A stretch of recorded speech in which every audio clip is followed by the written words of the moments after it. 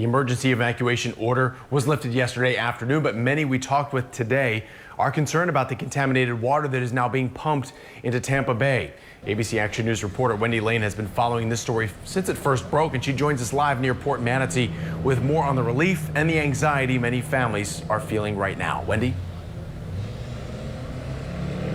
Yeah, Jameson. So this has truly just been a double-edged sword. So to relieve the threat of that total collapse, take a look. This green-colored contaminated water is being pumped into a canal, and it's flowing right into Tampa Bay. And just moments ago, the Department of Environmental Protection released an update saying the water in Tampa Bay is testing okay right now.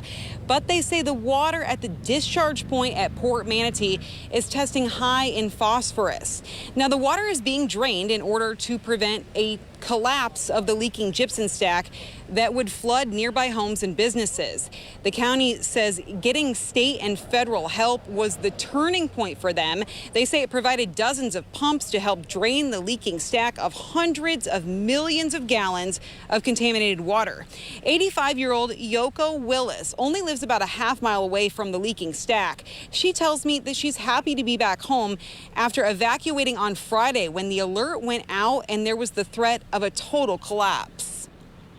If water come all the way down here, see, I experienced, in Japan we have, a lot of tsunami and stuff, so we don't want to stay here when the water coming over.